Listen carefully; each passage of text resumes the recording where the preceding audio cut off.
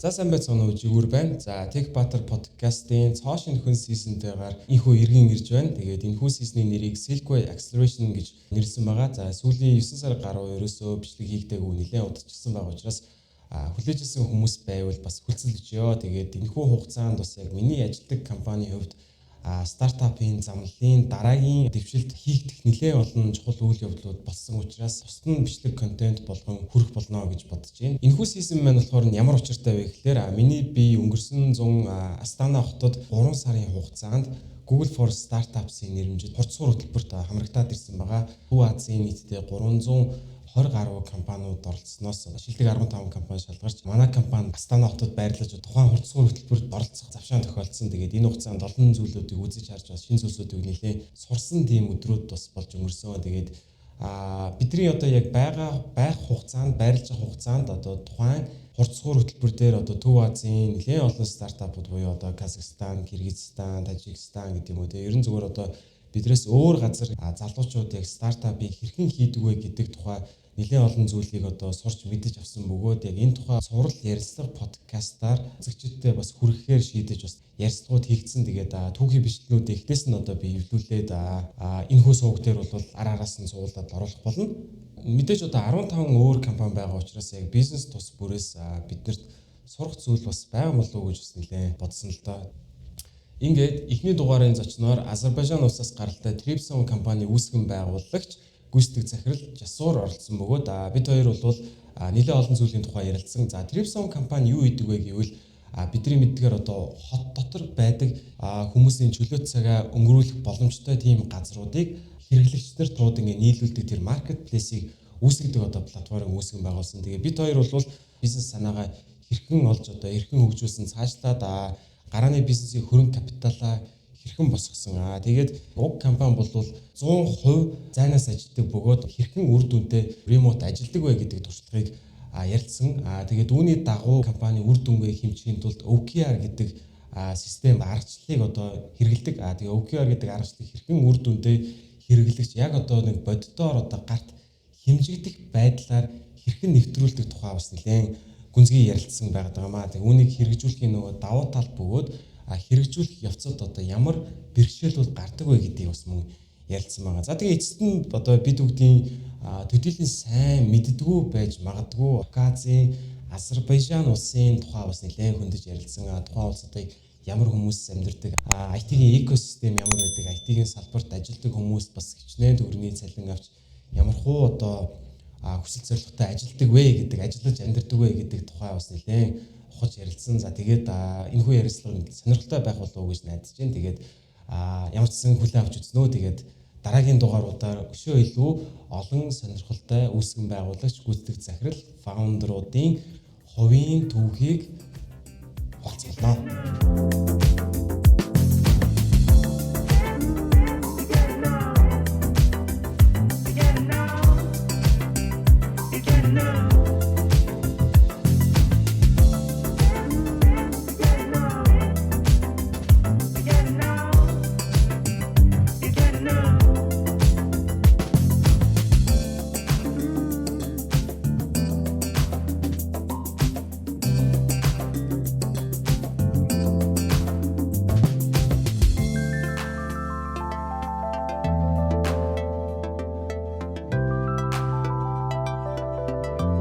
So yeah, hello guys. So long time no see. This is it's been a while since the last podcast. It was June and in Mongolian. So this is my first podcast that is conducted in English. So here's Jasur Hasanov is with me. He's the founder and CEO of the company named Tripsome, and he's from Azerbaijan. Of course, you guys know we are participating in this Google for Startups Silkway Accelerator, and he's one of the 15 companies of batch number 1. So tell me about yourself. Yeah, thank you. It's a pleasure to be the first person who will be in your podcast from Kazakhstan. So I'm Jasur Hasanov, like you said, CEO and co-founder of Tripsome.com. So before going much into Tripsome.com, so let me tell you a little bit about myself. So I have IT background, first of all, and then on top of IT, I have done MBA, so Master of Business Administration. IT I did in my own country. Azerbaijan. MBA I did in Malaysia. And outside this, I have been to like a number of different programs, like one by US government, another one by Swedish government. I know a lot about IT.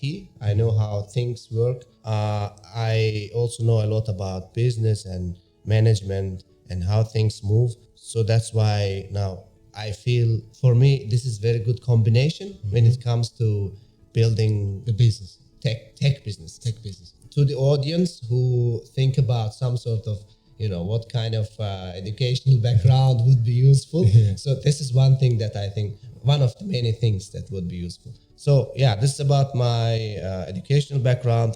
About my career, I have worked in a number of technoparks in Azerbaijan. My recent job was in United Nations.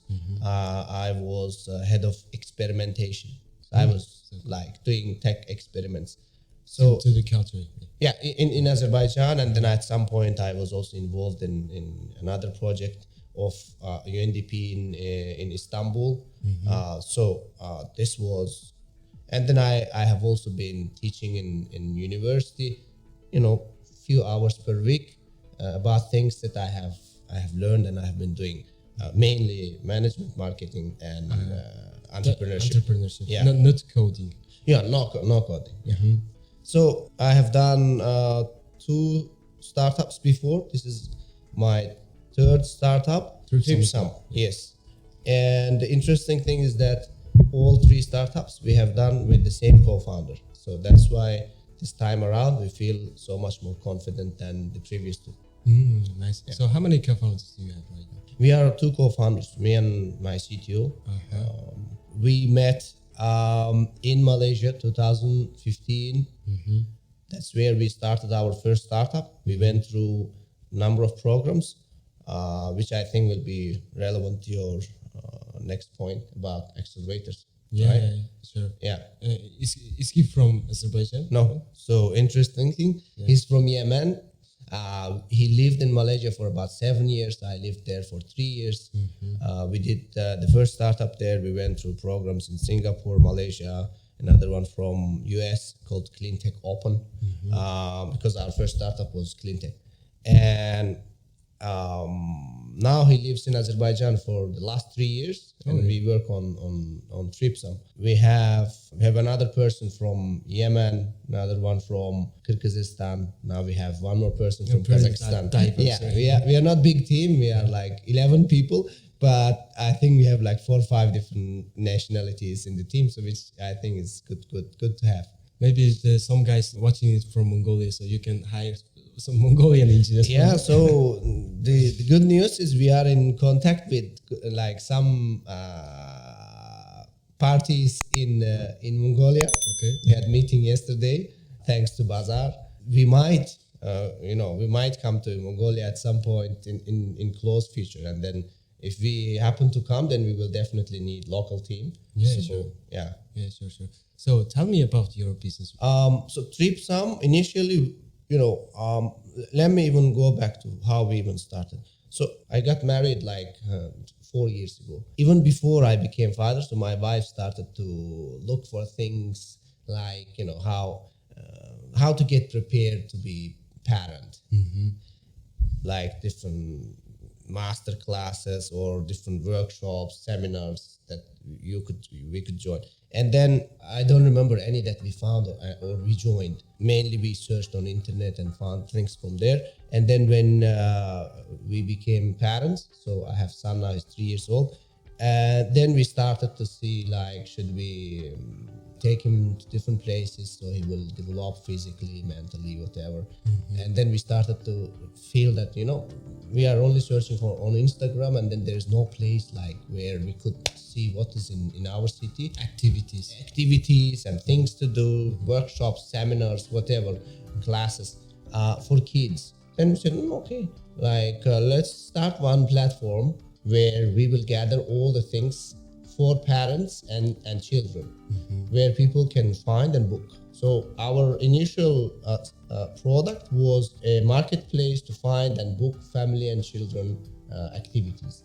We started, we worked like 6-7 months, and then we had like archery and sports and arts and different kind of master classes. Then we started to receive like lots of messages from people who are not parents, who do not have kids, like, can we also participate in archery and this and that? So we saw lots of requests are coming. Like, it's not like 1-2 persons, not only but from many. families. Not only from families. So then we said like, okay, looks like this is the need. So let's just open it up. So we opened it up.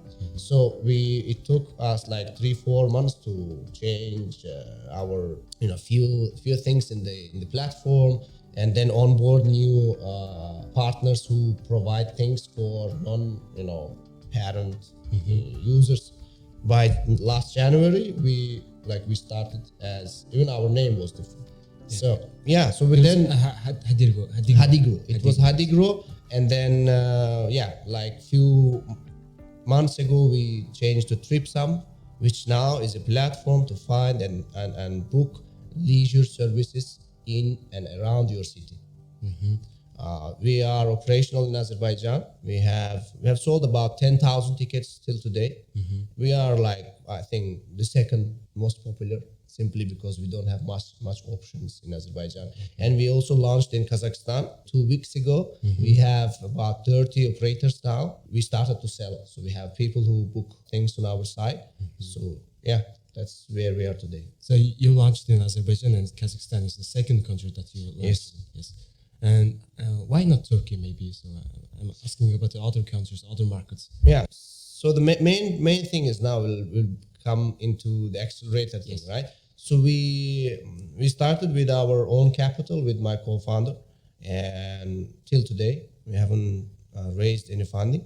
Like, we have been looking into different opportunities that would help us to get into new markets, and then further improve our product and our investment readiness, so that we will be ready to raise funding. Then we came across the Silkway Accelerator as one of many programs that we have applied. So we got into the Google for Startups Silkway Accelerator in Kazakhstan in July, just like your company. So that's how we in fact came to Kazakhstan. Otherwise we did not have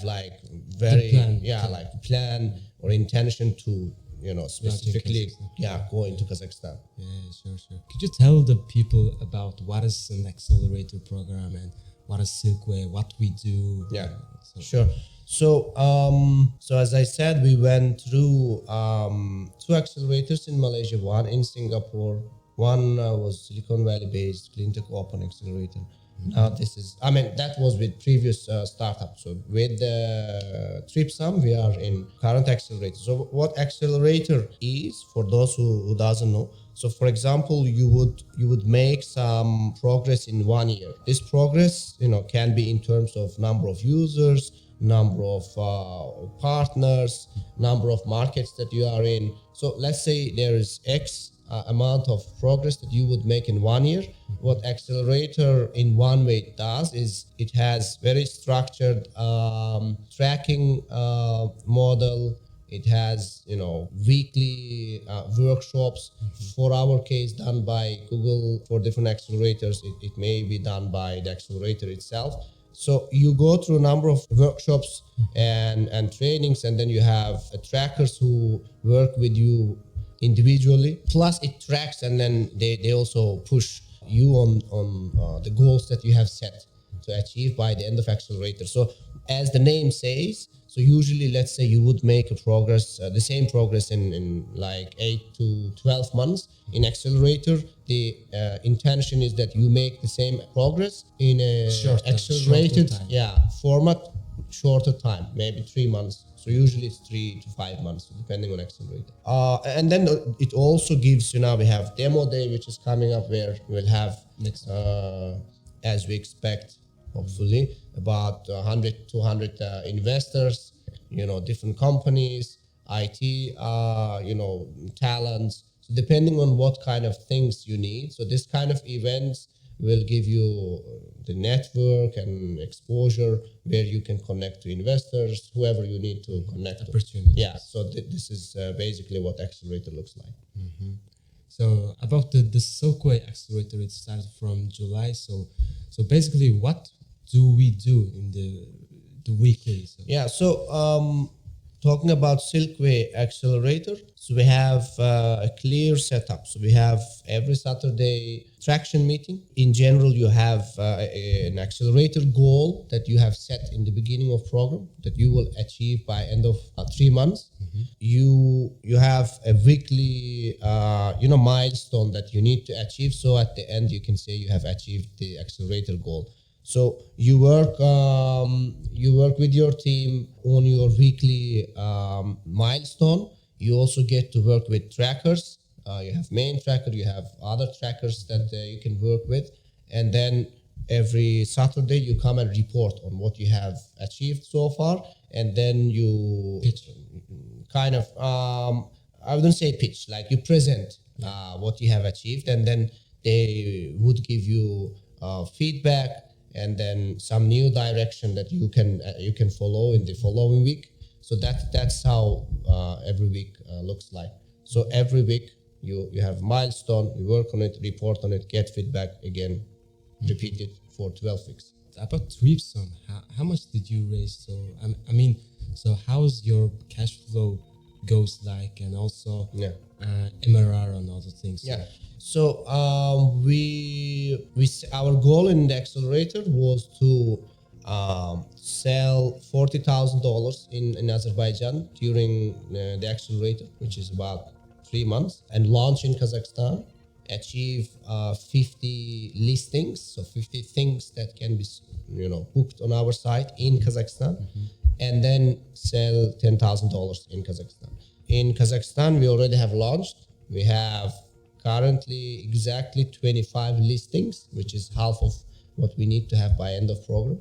Looking at where we were before accelerator, so one startup in Azerbaijan. Now we are the same startup in 2 countries where we are operational. So this is our progress in accelerator. Yeah. So about the cash flow, are you bootstrapping or raising some money from somewhere before? Yeah. So till today we haven't raised any funding. As I said, we have invested about $60,000 with my co-founder, plus bootstrapping. So whatever we have sold till today, we have reinvested into growing our numbers. We have started to now speak to investors. We have spoken to many in Kazakhstan, even in Mongolia, and a few other places. And we are raising 500,000 now, and we hope to close our round by end of October, latest maybe mid-November. So you mean your co-founder invested to their own company? Me and my co-founder, we invested our own capital in the business. Yeah, sure. And so what is the most difficult challenges that you've been faced before, and how did you solve that about entrepreneurship and about this kind of business? Yeah, so I think now the same challenge we also face in the beginning. So they call it chicken and egg problem. When you go to talk to new operators, what they ask is like, how much traffic do you have? Audience, how much audience you have, and then you have nothing because you haven't launched yet. And when you go, and then you have nothing to offer to users, right? So you cannot say come and book because there's nothing on your site. So this is the main challenge. But because we already did in Azerbaijan, so we can now at least talk about our numbers in Azerbaijan, that we have this traffic, blah blah, and then same we hope to have here. But generally we had the same challenge in Azerbaijan. How we so they call it fake it until you make it. So what we did was we listed things that we were running, like friends. Our own stuff. Like we play football every week. We list it there. Like you can come and play football and pay whatever amount. You can come and cook Yemeni sweets. My co-founder is from Yemen. He's married. His wife is Yemeni. So you can. And then of course we talk to our very close friends. Like whatever you have, let's list it, from museum, like private museum to. Whatever else, so I don't remember exactly. So we faked it in the beginning, and then this we show to other operators that, look here, like people are telling, like we have all these operators, we are left out, so come and join us. Of course, not all of them in the beginning said yes, but then we managed to eventually to cross this chicken and egg issue. So now here, I think we are over the chicken and egg. We already have like good things like karting, golf, and horse riding, and shooting, and archery, things that are interesting. So we can now easily get other operators to join. So this is one of the challenges for our type of business, and I think it's very common challenge for every marketplace. So doesn't matter, it's activities booking, whatever else booking. So as long as you are marketplace, you have two sides, buyers and sellers, and you will face this chicken and egg problem. So this is how we solved it. Interesting. So what is the precious culture in your company? Company culture. Do you guys work remotely? So this is so let me tell you. So when we started, it was me and my co-founder, like February 2021 in Tripsome. It was me and my co-founder. Now we are 11 people, and we had few people who came and left. So they worked for a while and then they left. Not many, but then few people. So one of the most important thing when we get someone into our team, we want them to really feel excited about what our product is. Like if they really think like activities booking, like if they are not excited about, wow, like this is fun, I can go every week and do some stuff, and then imagine we have 1,000 things in 10 countries, fantastic, I want to work in this company. So if they have this, then this is main thing for us. If they don't have, doesn't matter how talented he is, how experienced he is, we don't think he will be a team player for long term. So we want to make sure every person who gets in our team, at least in this stage, has intention to stay long, is passionate and excited about what we are doing, and is ready to do more than what we ask them to do. Like, for example, if your job is marketing, tomorrow you might be doing cold calls to ask for new operators to join. We had the same case. Or you are designer, you might be in exhibition trying to explain people what the Tripsome is all about. So when they are passionate about it, they don't care like what they are doing, as long as it helps the company. So how we work is we have annual goal now that we have to achieve in numbers, like how much sales, how much operators. Is it like an OKR? Exactly, OKRs. So we have annual objectives in terms of many things, like number of operators, number of listings, revenue, and popularity, like how much traffic we get to our website and all these things. We have every person has role in reaching to these numbers. So if your role is business development, you are probably responsible for bringing new operators. Then you know how much you should bring every week, so that we can reach at the end of the year to our annual objective. And as long as you deliver the numbers, we almost don't care about where you are, what you do. Of course, we come to office, we work in office, but you may come late, like 11 o'clock, 12 o'clock, we don't care. You may stay home when you feel like you don't want to go to office. Mainly everyone come to office, but they don't have to come if they don't want to come. For example, my co-founder, he became father 7 months ago. In last 7 months, he hardly came to office like twice, I think. But he's more productive this way because he's not worried about his kid, his wife. So he set up his home office, so he works from home. So so the conclusion is company culture. It depends. It mainly depends on the founders and their vision, their way of doing things, and I think there is no right or wrong company culture. But what is important, if you have a vision and some sort of company culture that you want to see, you need to make sure you attract people who also like the same kind of culture. Otherwise, they will not survive, and it will not work for you. Sure. And the next question leads to so keeping your productivity very high in your company. So what tools or techniques like OKR, and so what do you use and what do you suggest to? So I think OKRs is one of the simplest and very useful tools. I mean methodology. And to track this OKRs, we use two tools. One is called Koan, Koan. And you integrate that to Slack.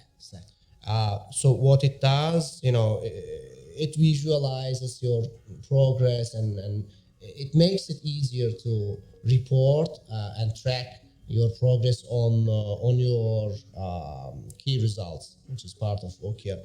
So you don't even need to go to Koan. You just simply check in.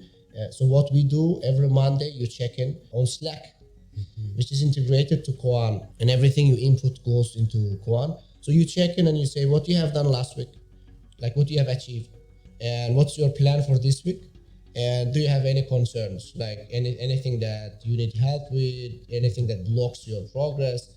That's it. You publish it, and everyone is clear about like who is doing what, how much progress they have made. Is there any way they can help? So it goes into one Slack channel, and it also goes into Koan, where we can I can visually see what's going on.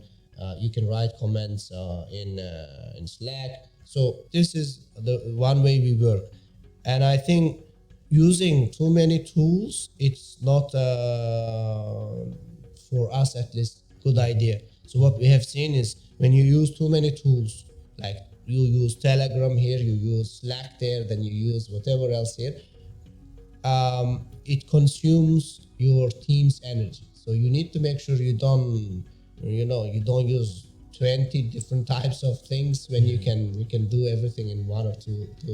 The simplest, not complicated. The simplest, exactly. So keep it simple, but be clear about what you want to hit in which period and whose job is what.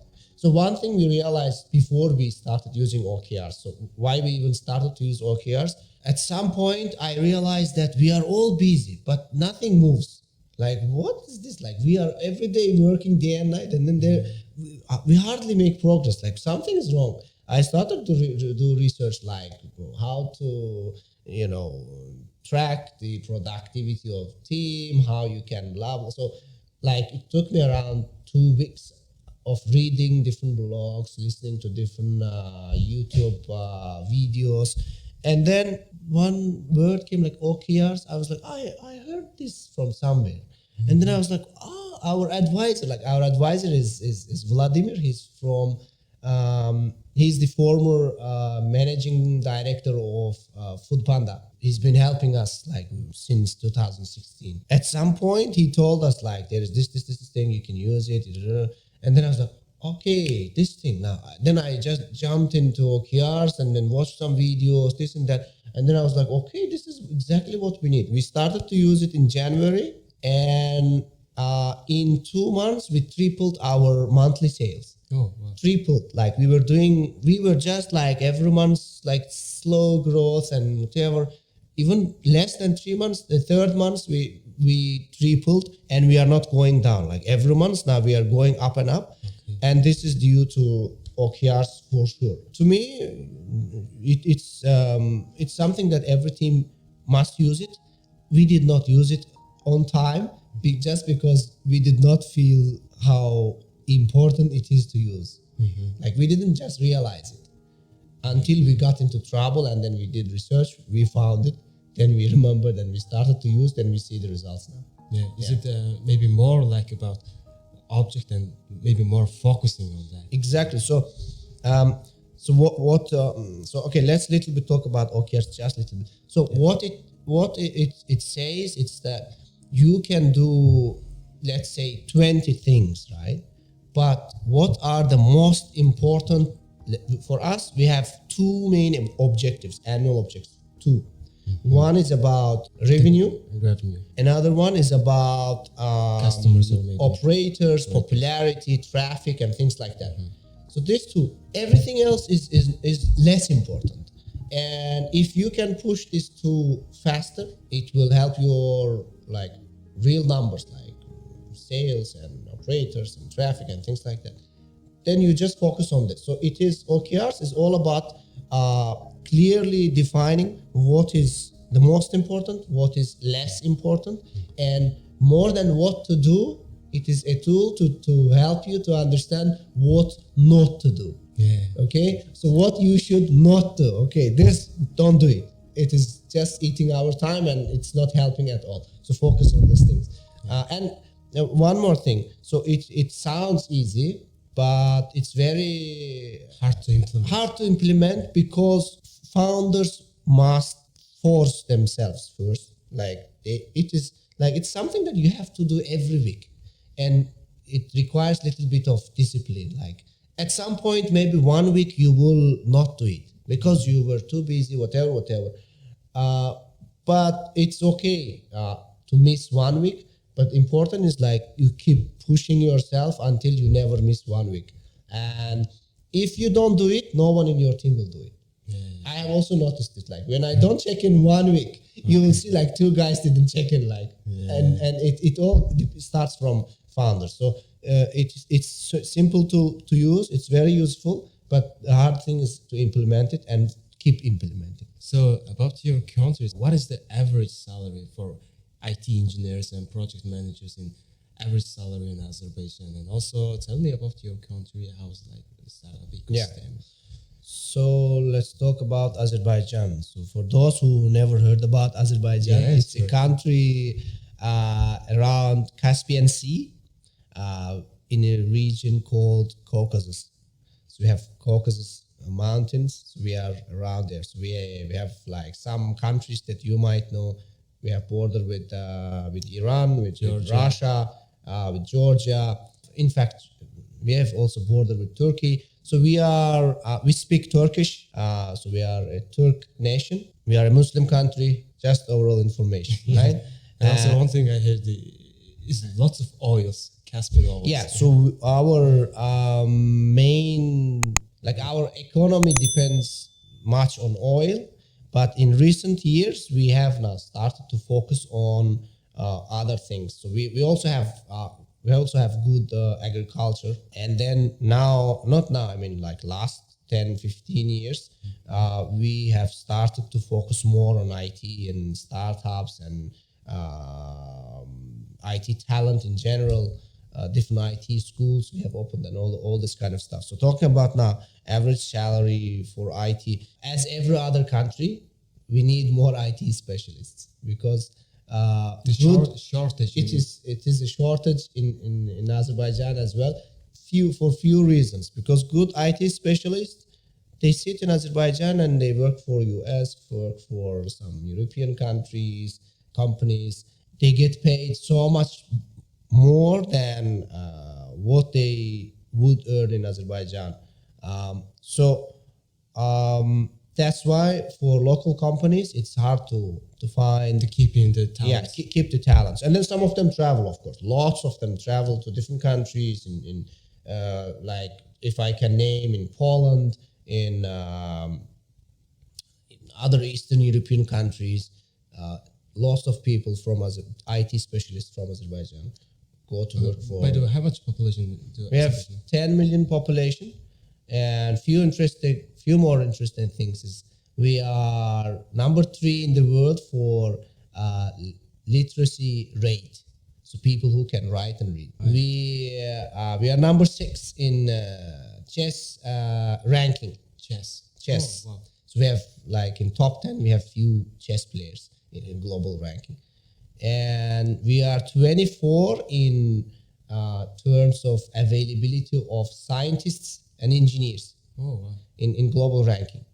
But we heavily still rely on other things like oil and some agriculture, which means we have really good potential, literacy rate. We have lots of smart people. We have good amount of engineers and scientists. So now we need to convert this into tech businesses. Yeah.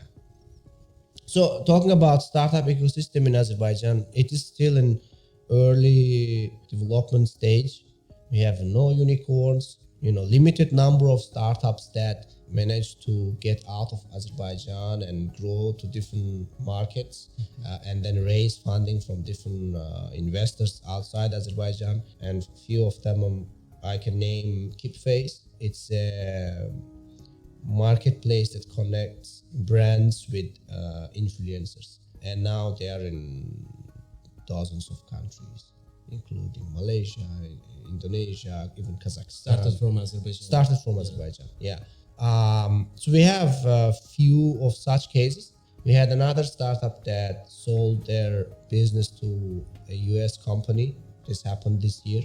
We had one startup that got into Y Combinator first time ever from Azerbaijan this year. So and lots of things happen now recently because we started, doing things 10 years ago, and then now it gives some results. But still, compared to countries like Estonia or other countries who were at some point at the same level with us after the Soviet Union, but they have made so much more progress compared to us. Yeah. And about the numbers, so you mean how many startups do you know around your network? Maybe, the count of the startups in Azerbaijan.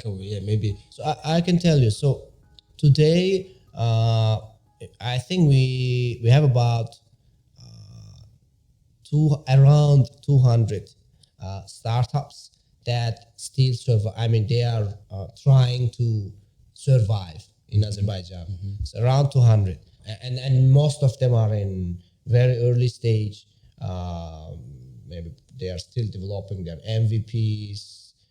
Hardly they have started to sell. If we talk about ones that are in market and selling to customers, so then that would get down to around, I think, 50 or so. And then if you talk about ones that are at least regional, like in more than one country, like Tripsome now, right? So this would be around, I think, 15, 20 hardly.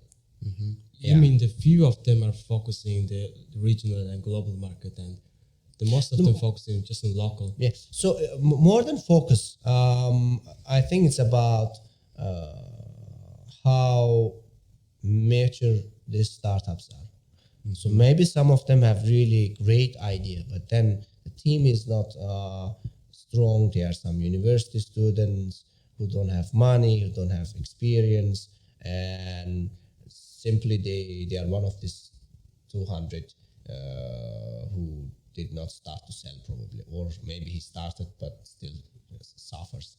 So mainly it's about their team and their resources. So now talking about resources, in Azerbaijan we have so far no VC. Oh really? Yes. Local no VC. No VC. Do local oil magnates and traditional businesses do not invest to the startups? So now it has been a topic. Like there is some stuff going on, but we have no VC. We talking about like angels.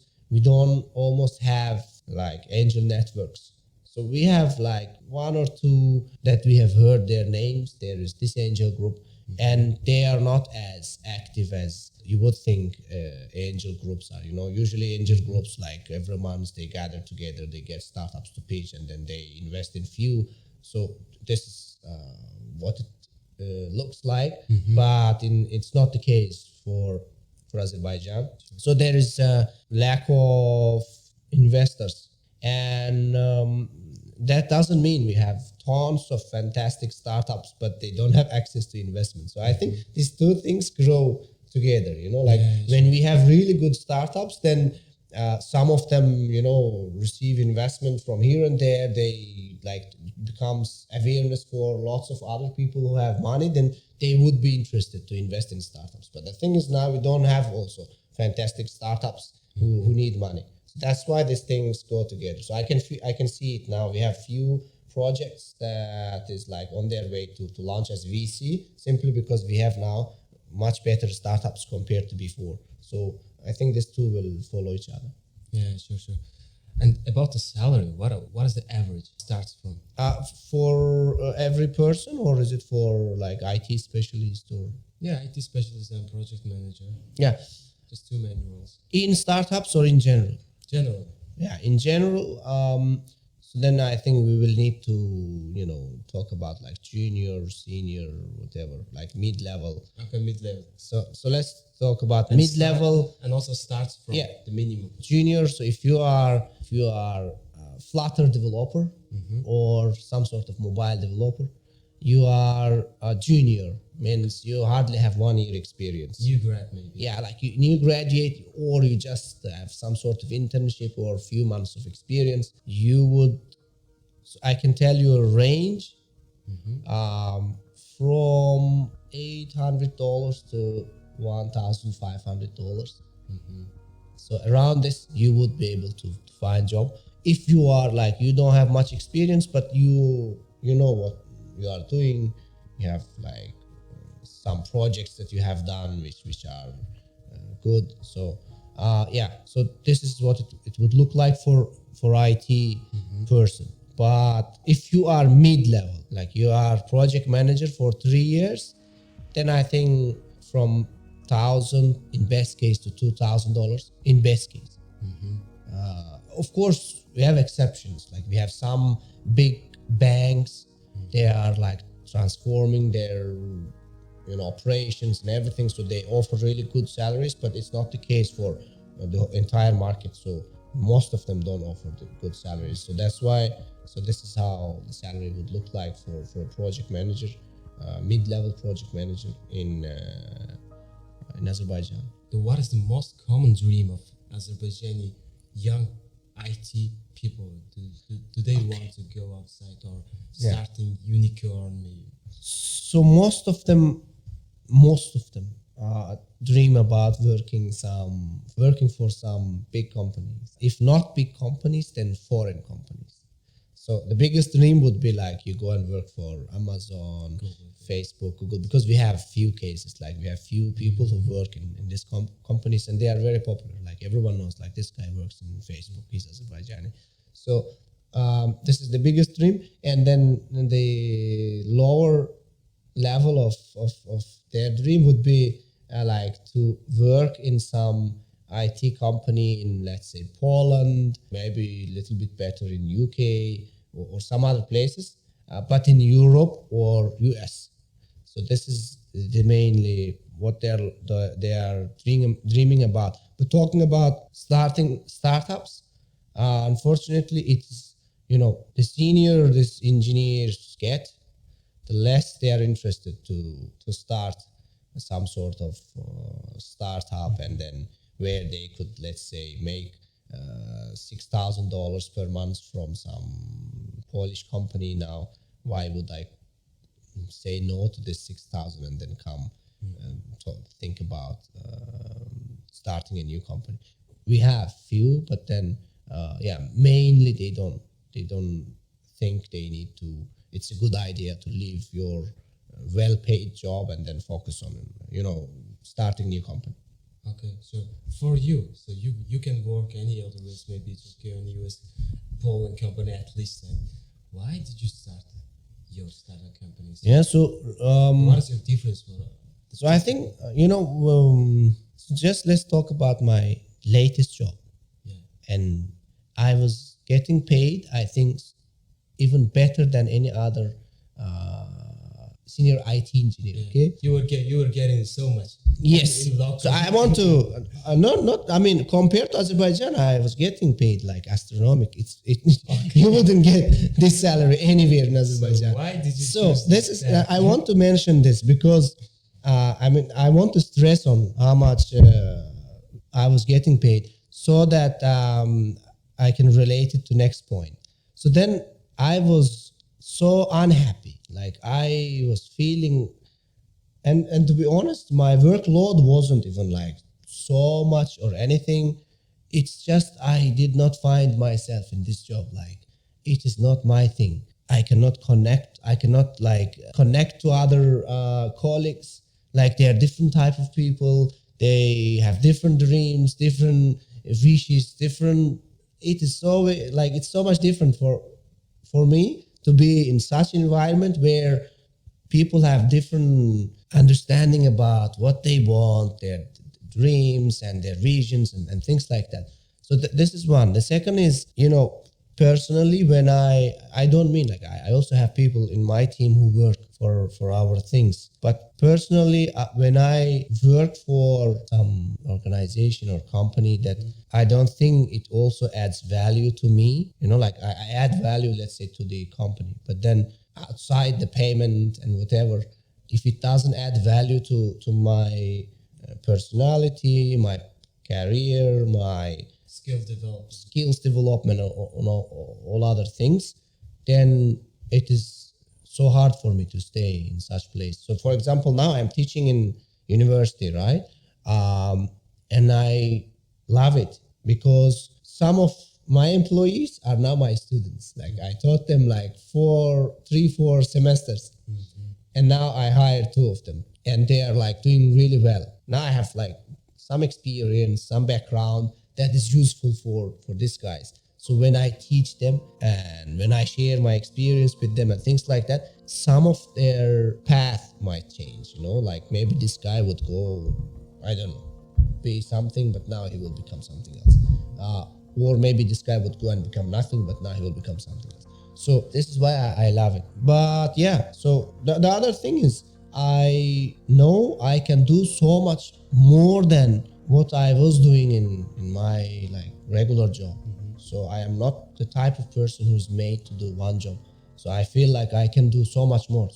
And I feel every person can do so much more. Like, you have unlimited capacity to do, as long as you really believe that you can do it, you can do it. Now, it takes time. You need to waste lots of, you need to put so much effort.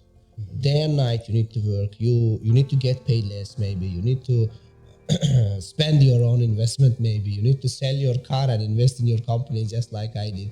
But if you believe that you can do so much more, then you should follow this. But if you feel that you're happy in your work, then be happy there. Like, you don't have to leave your job and then live like miserable life. Yeah. So the main reason is, I think for me, I believe that I can do so much more.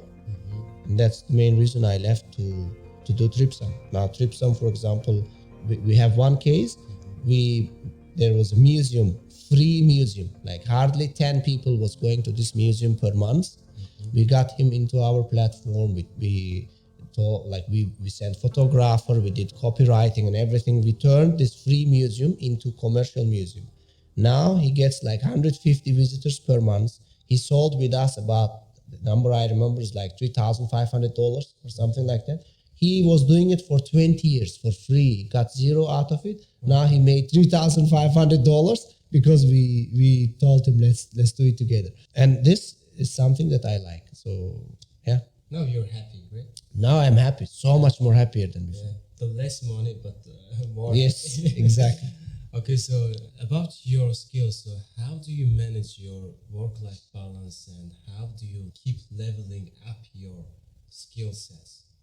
Okay, yeah, very important question. One thing I have learned is that what I'm doing today will be irrelevant tomorrow. So today I need to make sure what is needed tomorrow, so I get myself ready for it, for that stage.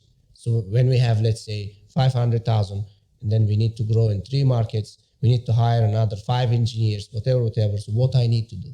So for one thing I'm doing now, I push my CTO to make sure all our product is ready when we have, let's say, 10 engineers working in the same platform, right? So how we will manage it, set everything up. And he also improves himself. Now, before he was full-time engineer working on product. Last 6-7 months, even more. 7 months we had 2 engineers, and then 1 UX now we have, plus our CTO. So he is now improving himself to be a manager. more than engineer. So otherwise he will be irrelevant tomorrow. So that's how it goes. So always look at the next stage and see what will be needed there and what you don't have, and then simply start like reading blogs, reading. If I don't read much books, but if you find any book that is relevant, read books or ask advice from your advisors if you have. Watch lots of like YouTube videos that are on this topic, and then put things into practice. Like don't only consume. Yeah. Yeah, sure. So you said about tomorrow. So what is your future plan about Tripsome? Yeah. So our plan. So one thing we realized after coming to Kazakhstan is that Azerbaijan is really empty market. There is almost no competitor, and we are less than like we have now less than 5% of what is available in Azerbaijan. So there is super big room to grow for us. And another thing we realized is that in Kazakhstan there is a lot of competitors. So I don't mean we won't be able to grow here, but what I can surely say, it would be so much easier for us to enter a market that is so similar to Azerbaijan where there is no competitor, because simply people will love it. Like there's no such solution. Did you find any countries like this? In Uzbekistan, for example, there's only iTicket, and iTicket is Azerbaijani company that went to Uzbekistan. So Uzbekistan would be so much better market compared to Kazakhstan for us. And I'm sure there are a lot of markets in Southeast Asia. We can enter even like some countries in Africa. So the main thing is now, the future for us is to focus again, like developing our product. Like product is something that should be developed all the time, because now what we have is good for yesterday, but for tomorrow it's not enough, because we want to enter into new verticals like unique homestays, like venues booking and things like that. So, and our product cannot handle all of this now, because they have different, some differences. Yeah. So, so our plan is to establish well in Kazakhstan and Azerbaijan and enter one market in MENA region. MENA, it's Middle East. Yeah. And from there on, based on these three countries, our numbers in these three countries, we will decide on like Egypt or UAE and others. So you mentioned about this. For example, for me, and I'm doing business in Egypt or maybe United UAE, it's so hard, maybe, because I'm not Muslim. I don't even can speak Russian. So, yes. And do you think it's beneficial for them us? Right? Yeah. So now one thing. My co-founder is from Yemen. He's native Arabic speaker. He's Arab. He knows all the culture, language, and everything about MENA. And we spent. He spent 7 years in Southeast Asia. I spent 3 years in Southeast Asia. We know like it's enough for someone to like, we have good connections, we know culture, we know people, we even know some language. So that's why we are, compared to Latin America, for example, we would be so much more successful in MENA, because simply we speak the language, we know the countries, we know the culture and everything. So but I think at some point, let's say you have conquered all MENA and Southeast Asia. Now you have so much money, you need to go to Latin America. So you cannot make excuse for yourself that I don't speak the language, I don't know the culture. You will simply hire someone who knows the culture, who knows the language. What is your main life goal? Main life goal. Yeah, so I think I can say, like as I said, I believe every person has, like, we are born almost same, right? Like we when we are born, we are all equal. Like we know nothing, we can't speak, we can't walk, we can't run, but then we develop from there. Like we learn things. Of course, it also depends on like in what geography, in what kind of family you are. You were born, and I wasn't born in a rich family, and even when I was 3 years old, we had to, we had this political issue. So we had to leave our city. We became refugees.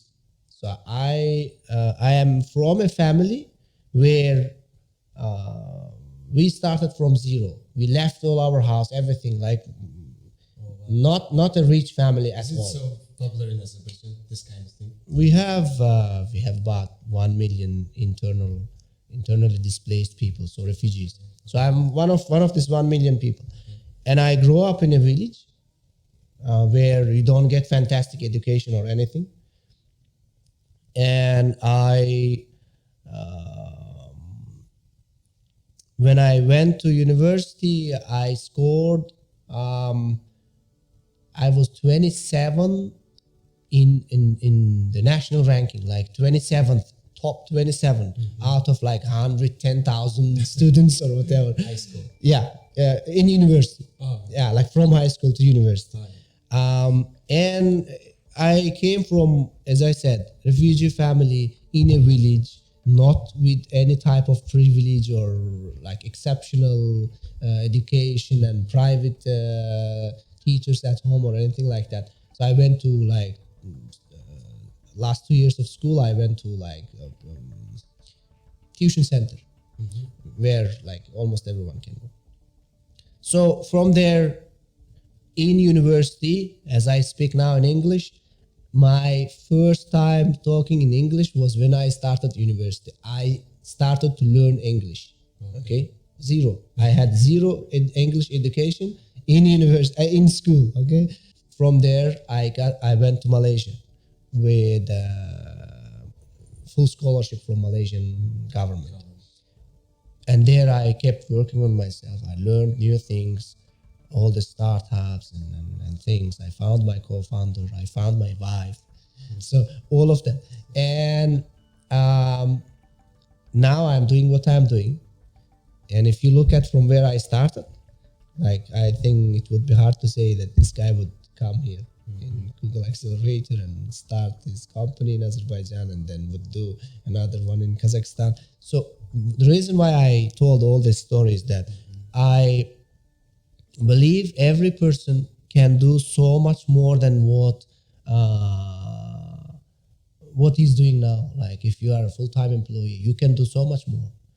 It's just either you choose to do it or not. So my life philosophy is to prove to myself that I can do so much more than what I have done till today. And if you ask me what I have done till today, for me, it's like the start point. Okay, so I haven't done much. So in 5 years, maybe I will do so much more than what I have done today, but there will be start point for me. So I have done nothing after 5 years. So my goal is always to make sure, use my capacity and then do so much more. And when the time comes, I'm like 60 years old, whatever. Keep improving. Yes. Yeah. Even maybe my skills is not enough today to do what I will do in like 15 years from now. It's just what I can do best today is to learn new things, apply, do the best I can. And then in 15 years, I will be that guy who will do much bigger things. But there again, he will need to work a little bit on himself so he can do something else in 60 years. Yeah, okay. Lifelong learning and do things that you love. And this thing I believe, like you will regret things that you haven't done. So do things that you want to do. That's it. What you would be doing if you're not entrepreneur or an IT thing? not doing like this?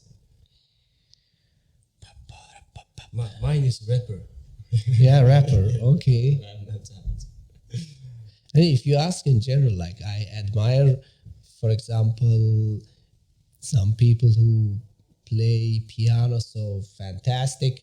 Yeah. I admire when I look at Messi, how he moves with the ball. Like whoever is doing so good in his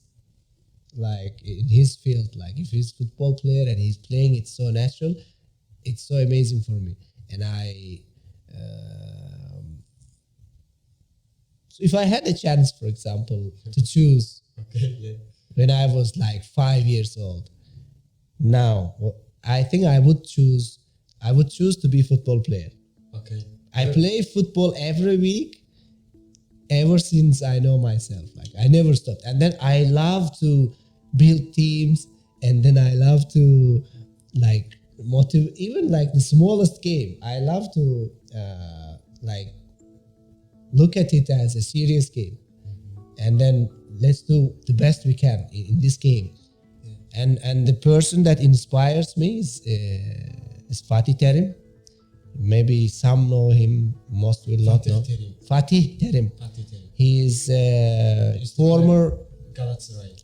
He played in Galatasaray. He finished his career. Then he started in Galatasaray as coach. Oh, coach! Yeah, I remember. He won UEFA. Turkish national team. Yes, and then he coached national team. Yeah. He won UEFA Europe against all these big teams like at some point we won Real Madrid in Super Cup, Champions League winner Real Madrid. Galatasaray won them, and the coach was Fatih Terim the previous year. Whatever. So he's like his leadership is my and then his charisma is my like idol. I look at him as what he does you can do in teaching, you can do in business, you can do anything. So yeah, I think I would choose to be a football player. What is the last book that you read? As I said, I don't read much books, but if you ask me what are the books that you have read and they have changed the way you think, I can name few. So one of them is The Diamond Cutter. Mm-hmm. It is the book my advisor gave, my advisor, Vladimir. What's this about? Yes. So the book is about, takeaway from the book is that if you want to achieve something, doesn't matter. You want to be a good football player, good rapper, good entrepreneur, successful entrepreneur, and then you have made some progress. Find people who want to achieve the same thing. Like they want to be a good football player or they want to be successful entrepreneurs. Mm-hmm. Help them to achieve it. And help them with any way you can, like doesn't matter. Like now, for example, what I'm doing in Azerbaijan for last 6 years, I run accelerators, I run startup programs, I mentor like this younger entrepreneurs who never did it before. I tell them like what to do and this and that. And it will plant the seeds of, so it's called imprints. So it will plant the seeds of this success or whatever you want to achieve in your brain, and then eventually you will yourself succeed. So this is about that book. So they can read, and the other one I think was long ago I read, Poor Dad, Rich Dad. Oh yeah, was it right? Robert Kiyosaki, right? So this was when I think. This was the moment of like enlightenment or something, whatever. So after this book, I changed a lot. So I think it is a simple book. Like there's nothing almost special in the book, but I think the beauty of it is that it is so simple, and if you read it carefully, then it might shape your path. Should I name one more? Alchemist. Yes. So this, I think what I live by this book, which is like when you want to achieve something, the universe will make it. Yes. If you really want it. So I think overall our conversation was about all of this. So this book is like, I think you say there. Do whatever you want. Yeah. Exactly. So go for it. So this 3 books. So I think I live by these 3 books. Okay. So next is who's your heroes? First one is maybe Fatih Tiaran. Also another one. He's the one. The only one. Yeah. Okay. Nobody closer to him. Okay. So the last one is, what is your bucket list? In my bucket list, I think the most exciting one. I even calculated. So one of them is to travel every country on earth. I even calculated that how many countries I need to visit every year so that I will reach this. Okay. Doesn't look that easy. Okay, so how many countries? I have. I mean, like you come to life once, and then it's sad if you don't go to Madagascar and die. Like you would want. I think everyone would wish. So I think this is it. So I would want to go to every country, and I hope I can do this with Tripsome, as the name says. Yeah. So Tripsome. Yeah. Yeah, sure. And come to Mongolia. It is one of the countries. So. So people not often go to Mongolia. That's why. I have had friends who went to Mongolia and they shared lots of beautiful things. One of them was that they had a train tour, I think, or something across Mongolia. Do you have anything like that? Yeah, the train means the Trans-Siberian train. It's like connecting China, Beijing to Moscow, and it's going through Mongolia. Across the Mongolia. Yeah, I think that was one I remember, and then I spoke to lots of other people from Mongolia. At some point, even after Malaysia, I wanted to spend some years in Mongolia. So I had this thought. So yeah, definitely I will visit Mongolia. And those who listen, please follow the channel. Yeah, and sure. And also I'll put your information on the website. Yes. Or experience on the description. Then. Yeah. So I will at some point come to Mongolia. That's it. I think that's it. And he's the cool guy. And thank you. Follow him, and so he might be there in Mongolia very soon. And so thank you for all who listened. Yeah. Till then. Yeah. Till the end, if you did. And please feel free to reach out to me if you feel that Tripsome is something would add value to people's lives in Mongolia. If I receive, let's say, 20 messages from people that this looks good, we would use it if you come to Mongolia, we would literally consider. Thank you. Yeah, thank you. Yeah, that's it.